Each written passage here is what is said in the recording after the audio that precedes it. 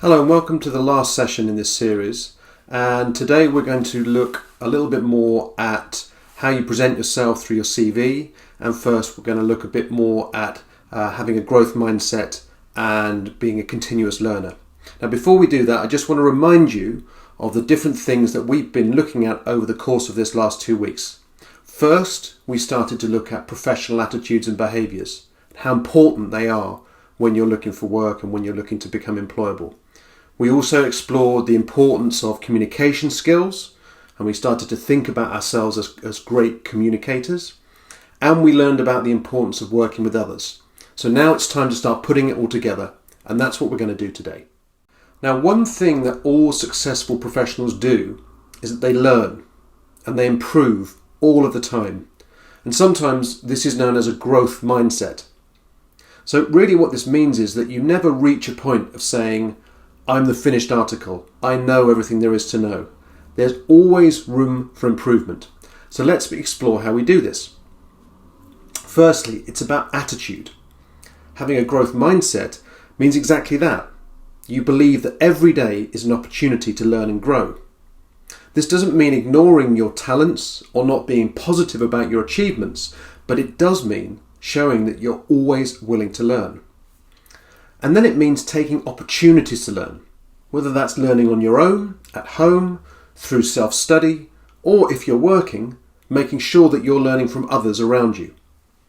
And remember, even people who are at the top of their industry, at the top of their profession, are learning all the time. So the first thing to do is to make sure that you have that right mindset, a growth mindset. And remember this too, show others you have this growth mindset, because they will appreciate this as a highly positive and employable characteristic. Now, when we set out to become active learners and to develop this growth mindset, it helps if we have an understanding of what we want to learn. One of the ways that we can do this is through developing our self-awareness. Now, this means and involves taking time to reflect on what we're good at, but also on where we can improve. I'll give you an example from the communication skills work we did earlier. Now, you might think about yourself as a good communicator, and perhaps you think you're a great talker. But perhaps, if you're honest with yourself, you might recognise that you could be a better listener, that your listening skills could be improved. So that is a process of self-reflection and a building of your self-awareness that will help you to improve. And by taking simple acts of self-reflection like this, we can identify the areas that we need to work on. And remember, even the things that we think we're good at are also things that we can improve on. And as well as self-reflection, we can also invite the reflections or the feedback of others. Now, feedback is a vital way that we can learn and improve. Sometimes we fear feedback. We hear it as criticism and it can upset us. But really, feedback is so helpful in telling us where we can improve, where we can get better, what changes that we need to make. So ask for feedback. Ask friends and family. If you are working with others, encourage those others that you work with to give you feedback. And then reflect on that feedback. Listen carefully to it and reflect on it. And if you welcome feedback, it feeds your growth mindset. So you embrace the growth mindset, you build your self-awareness, and you invite and welcome feedback. So now you need to plan. What are you going to do next? How are you going to improve? How are you going to learn and grow? Now, some of this will happen anyway, and you can take opportunities to learn and grow as they present themselves.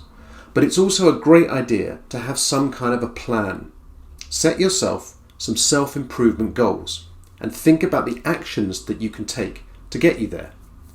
We can call this a personal development plan, and you can start yours today. You should include the areas where you feel you need to improve, some ideas for how you will improve, and some target dates for completing those actions. And this is actually forming part of your final learning exercise and will really help you to become more employable. Now, the other part of your final learning exercise is to work on your CV. A CV is a vital part of selling yourself to a potential employer. And your CV needs to look good and sound good.